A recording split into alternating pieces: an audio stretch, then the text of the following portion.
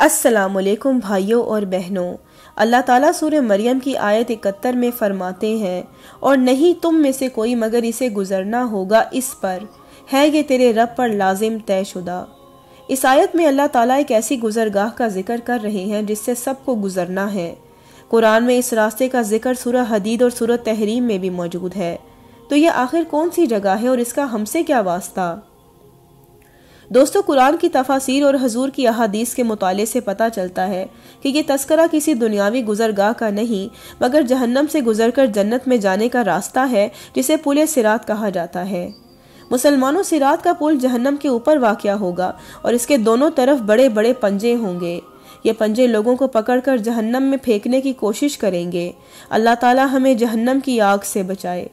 کچھ احادیث سے یہ بات سامنے آتی ہے کہ اس سے صرف مسلمان اور منافق گزریں گے، کیونکہ باقی جہنمی پہلے ہی جہنم میں پہنچا دیے گئے ہوں گے۔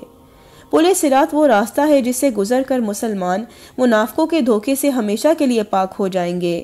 اس پل کو صرف وہ لوگ پار کر سکیں گے جن کے پاس اللہ کی رحمت سے اچھے اعمال ہوں گے۔ اگر اس پل سے گزرنے کی رفتار کی بات کریں تو جس کے پاس جتنے اچھے اعمال ہوں گے وہ اتنی ہی تیزی سے اس پر سے گزر جائے گا۔ مثلا کچھ لوگ پلک جھپکنے کی تیزی سے گزریں گے اور کچھ لوگ بجلی کی تیزی سے، کچھ ہوا کی تیزی سے گزریں گے اور کچھ ایسے گزریں گے جیسے تیز گھوڑے پر سوار ہوں، کچھ بھاگنے کی رفتار سے اور کچھ چلنے کی تیزی سے۔ یہاں آپ یہ بھی جان لیں کہ کچھ لوگ اس طرح گزریں گے کہ وہ جہنم کے پنجوں سے زخمی ہو چکے ہوں گے، مگر اللہ تعالیٰ ان کی مدد فرما دیں گے۔ اگر ہم اس پل کی وسعت کی بات کریں تو یہ بھی اعمال پر منحصر ہوگی۔ عمل صالح کرنے والوں کے لیے یہ پل چوڑا ہوگا اور بد اعمال والوں کے لیے یہ پل بال سے زیادہ باریک اور تلوار کی دھار کی طرح تیز ہوگا۔ دوستو، اس پل سے جب گزرنے کا وقت ہوگا تو اس وقت ہر سو اندھیرا چھا جائے گا اور ہر انسان کے پاس صرف اس کے اعمال کا ہی نور رہ جائے گا۔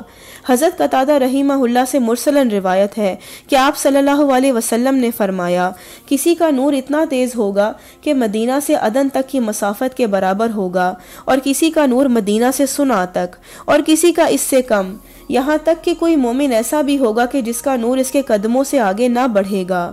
حضور اور تمام انبیاء کرام پل صراط کی دائیں جانب ہوں گے اور مسلسل اللہ سے دعا کریں گے، اللہم سلم اللہم سلم، کہ اے اللہ ان لوگوں کو سلامتی سے گزار دیں۔ دوستو، اب ہمیں سوچنا یہ ہے کہ ہم کس طرح اپنے نور کو زیادہ سے زیادہ بڑھا سکتے ہیں۔ ہم سب ہی گنہگار ہیں، مگر مسلمانوں، اچھے اعمال برے اعمال کو مٹا دیتے ہیں۔ آپ نمازوں کو ان کے وقت پر ادا کرنے کی کوشش کریں، قرآن کو سمجھ کر پڑھنے کی کوشش کریں اور اس پر عمل کریں، والدین سے حسن سلوک کریں اور اپنے اخلاق کو بہتر بنائیں۔ آپ چھپ کر صدقہ کریں اور نوافل نمازوں اور روزوں کا اہتمام کریں، ساتھ ہی ساتھ اپنے نفس کو غیبت، تکبر اور ریاکاری سے بچائیں، اور کوئی غلطی ہو جائے تو مستقل توبہ اور استغفار کو اپنا معمول بنا لیں۔ دوستو، آخرت کی ہار سب سے بڑی ہار اور آخرت کی کامیابی اصل کامیابی ہے۔